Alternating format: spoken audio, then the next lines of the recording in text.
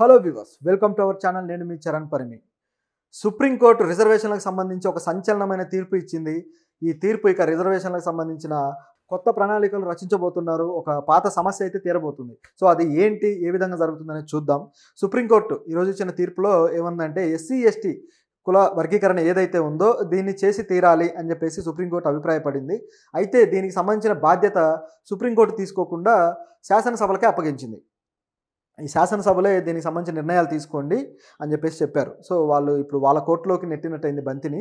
So శాసనసభలు ఏం నిర్ణయం తీసుకుంటాయి జాతీయ స్థాయిలో? మరి మోడీ గారు ఆల్రెడీ గతంలో తెలంగాణ ఎలక్షన్స్ సమయంలో మందకృష్ణ మాదిక్ గారితో డైరెక్ట్గానే ఆయన తన సభలో పక్కన కూర్చోబెట్టుకొని ఆయన డైరెక్ట్గానే స్టేట్మెంట్ ఇచ్చారు, మేము ఎస్సీ వర్గీకరణకు అనుకూలంగా ఉన్నాము అని చెప్పి.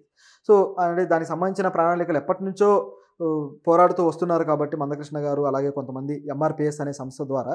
సో దీనికి సంబంధించి ఆ పోరాటంలో ఇది ఒక ముందడుగుగా భావించారు. ఎవరైతే దళిత అలాగే ఎస్టీ వర్గం, ఈ ముఖ్యంగా తెగలు ఏవైతే ఉన్నాయో వీళ్ళందరూ కూడా అవకాశాలు కోల్పోయి కేవలం కొన్ని అభివృద్ధి చెందిన ఈ అందులో కూడా ఈ దళిత కులాల్లో కూడా అభివృద్ధి చెందిన కులాలు మాత్రమే బాగుపడుతున్నాయి. పైనున్న కులాలు, ఈ కింద ఉన్న ఉపకులాలు మాత్రం ఏమాత్రం అవకాశాలు అందుకోలేక కునారిల్లిపోతున్నాయి అన్న పరిస్థితి ఉంది. సో దీంట్లో మార్పు రావడం కోసమే ఎంతో కాలంగా ఎంఆర్పిఎస్ పోరాడుతూ వస్తుంది. సో ఈ పోరాటానికైతే చాలా కాలంగా కొన్ని ప్రభుత్వాలు అంగీకరించాయి, కొన్ని ప్రభుత్వాలు అయితే చేస్తామని చెప్పి కూడా ఆగిన పరిస్థితి ఉంది. గతంలో చంద్రబాబు గారు అన్నారు, అలాగే వైఎస్ఆర్ గారు అన్నారు, కానీ ఎవరు కూడా ఒక ముందడుగు అయితే వేయకుండా ఆపేశారు. అయితే దీనికి వ్యతిరేకంగా కూడా కొన్ని శక్తులు, కొన్ని కులాలు, కొన్ని వర్గాలు పనిచేస్తూ వస్తున్నాయనుకోండి. సో దాని గురించి కూడా మనం మాట్లాడదాం. అంటే ఎందుకు ఇప్పటిదాకా చేయలేదు, ఇప్పుడు వచ్చిన అనౌన్స్మెంట్ ఎంతవరకు జరుగుతుంది అనేది మన చర్చలో ఇప్పుడు భాగం. అయితే మోడీ గారు ఆ విధంగా చెప్పారు. సో ఎంఆర్పిఎస్ అధ్యక్షుడు కూడా బాగానే హ్యాపీగా ఫీల్ అయ్యారు. సో ప్రజలు కూడా ఆ సభకు వచ్చిన దళితులు ఎవరైతే ఉన్నారో వాళ్ళు కూడా సరే జరుగుతుంది అని చెప్పి నమ్మారు.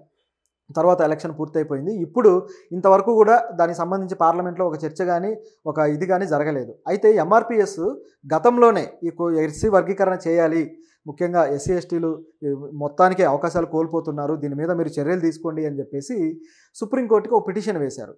ఆ పిటిషన్ విచారణకు వచ్చిన తర్వాత ఇప్పుడు సుప్రీంకోర్టు తీర్పు చెప్పింది. ఆ తీర్పు ఇప్పుడు వాళ్ళకే నెట్టినా సరే తన పర్సనల్ అభిప్రాయాన్ని అయితే సుప్రీంకోర్టు వెల్లడించడం జరిగింది. చీఫ్ జస్టిస్ డివై చంద్రచూడ్ గారు ఏమన్నారంటే, ఎస్సీ ఎస్టీలలో కొన్ని కులాల వాళ్ళు ముఖ్యంగా అవకాశాలు కోల్పోతున్నారు, కొన్ని కులాల వాళ్ళు సరైన అభివృద్ధి లేదు, కాబట్టి ఈ వర్గీకరణ చేయాల్సిన అవసరం చాలా ఉంది అని చెప్పేసి చంద్రచూడ్ గారు భావించారు. సో దీనికి సంబంధించి వాళ్ళు ధర్మాసనం 7 సభ్యుల ధర్మాసనంలో 6:1 రేషియోలో ధర్మాసనం కుల వర్గీకరణ చేయాల్సిందే అని చెప్పేసి అంగీకరించింది. కాబట్టి బాగా రేషియో కూడా బాగా ఉంది కాబట్టి వీళ్ళ నిర్ణయానికి కట్టుబడి మరి ప్రభుత్వం కూడా చర్యలు తీసుకుంటుందా లేదా చూడాలి. అయితే ఈ వర్గీకరణ వల్ల జరిగే మేలేంటి, దీన్ని అడ్డుకునే వాళ్ళు చెబుతున్న కాజెస్ ఏంటి, అసలు ఇది ఏంటి సమస్య, అసలు ఇంకా కులాలు అని ఇప్పుడు ఆల్రెడీ పార్లమెంట్లో పెద్ద రచ్చ జరుగుతుంది, ఇంకా ఏంటి వర్గీకరణ, ఏంటి రిజర్వేషన్ అనే ప్రశ్నలు అయితే అనేక మందిలో ఉన్నాయి. సోషల్ మీడియాలో అయితే ఈ రిజర్వేషన్ తీసేస్తే కుల సమస్య పోతుంది అంటూ కొన్ని వింత వాదనలు కూడా వినపడుతూ ఉంటాయి. ఈ రిజర్వేషన్ వల్లే దేశంలో ఏదో టాలెంటెడ్ పీపుల్ లేక పేదరికం పెరిగిపోతుంది, ఉద్యోగాలు టాలెంటెడ్ పీపుల్కు రాక యూఎస్కి ఇట్లా వెళ్ళిపోతున్నారంట వాదనలు చాలా ఉన్నాయి. అయితే నిజమైన సమాచారం వీళ్ళ దగ్గర ఉందా, ఈ విధంగా మాట్లాడే వాళ్ళ దగ్గర? దీనివల్ల జరిగిన నష్టం ఏంటి, లాభం ఏంటి, ఇవన్నీ చర్చిద్దాం. ముఖ్యంగా చూసుకుంటే కులానికి సంబంధించి మన దేశంలో కులం ఎటువంటి ప్రాధాన్యత పోషిస్తుందో అందరికీ తెలిసిందే. పైకి కులాలు లేవు మతాలు లేవు అంటారు, కానీ ఎలక్షన్ మొదలవగానే ఏ కులంలో ఎన్ని ఓట్లు ఉన్నాయి, ఏ కులం వాళ్ళు మనకు ఏ హామీ ఇస్తే ఓట్లేస్తారు అనేది లెక్కలు చూసుకుంటూ ఉంటారు. ఇప్పుడు ఈ తల్లివులు లాంటి పథకాలు, లేకపోతే దళిత మహిళలకి పలానా రేషియోలో మేము రుణాలు ఇస్తున్నాం అనగానే వాళ్ళు ఎంతో ఎంకరేజ్ అయిపోయి ఓట్లేస్తారు. ఎందుకు రుణాలు అంటే ఓసీలకు ఎందుకు ఇవ్వట్లేదు అంటే అక్కడ ఆ గ్యాప్ అనేది గమనించాలి. అంటే కొన్ని కులాల్లో డబ్బు లేకపోయినా సరే తాతల తరం నుంచి ఉన్న ఆస్తులు ఉంటాయి అనే ఉద్దేశంతో కొన్ని కులాలకి ఇలాంటి ఉచిత పథకాలు అనేవి శాంక్షన్ చేయరు. ఇది గమనించారు. కొన్ని కులాల్లో నిజంగానే పేదలు ఉన్నారు, అగ్రవర్ణాలైనా సరే పేదలు ఉన్నారు. సో వాళ్ళలో టాలెంటెడ్ పీపుల్ కూడా ఉన్నారు. అయితే వాళ్ళకి అవకాశం రాకపోవడం అనేది ఇప్పుడు ఈ సిస్టమ్ అంతా సరిగ్గా నడపకపోవడం వల్ల జరుగుతున్న సమస్య. సో అదొక రకమైన సమస్య. అయితే ఈ దళిత కులాలు బాగుపడిపోయారు, అందరికీ ఉద్యోగాలు వచ్చేసాయి అనే భ్రమ కూడా చాలామందిలో ఉంది. నిజానికి దళిత కులాల వాళ్ళు కూడా దాదాపు 20% దాకా మన ఇదిలో ఉన్నారు జనాభాలో. సో ఇంత జనాభా ఉండటం వల్ల ఉద్యోగాలు అదే స్థాయిలో పెరగకపోవడం వల్ల ఇప్పుడు 10 మంది కొత్త జనరేషన్ వచ్చినప్పుడు దానికి తగ్గట్టుగా 10 కాకపోయినా 2% ఉద్యోగాలన్నా పెరగాలి. కనీసం అది కూడా జరగట్లేదు. సో దానివల్ల ఏమైపోతుందంటే ఈ రిజర్వేషన్ ఉన్న కేటగిరీలో కూడా ఉద్యోగ అవకాశాలు అందరికీ లేవు, కేవలం కొందరికి మాత్రమే ఉన్నాయి. కొందరు మాత్రం ఆ అవకాశాలు పొందలేని పరిస్థితిలో ఉంది. ఒకటి ఉద్యోగాల రేషియో పెరగకపోవడం అయితే, రెండోది ఆ ఉన్న ఉద్యోగాల్లో కూడా అభివృద్ధి చెందిన కులాల నుంచి మాత్రం అందుకునే పరిస్థితి ఉంది. దీనివల్ల ఒక నష్టం జరుగుతుంది. ఇక రెండోది వచ్చేసి ఈ కుల సమస్య అనేది బాగా ఊరికే కులం అని మాట్లాడతారు, కుల వివక్ష అని మాట్లాడతారు. ఈ సమాజంలో ప్రస్తుతం అది ఎక్కడ ఉంది అనే ప్రశ్న ఒకటి బయలుదేరింది. అది అసలు లేదు.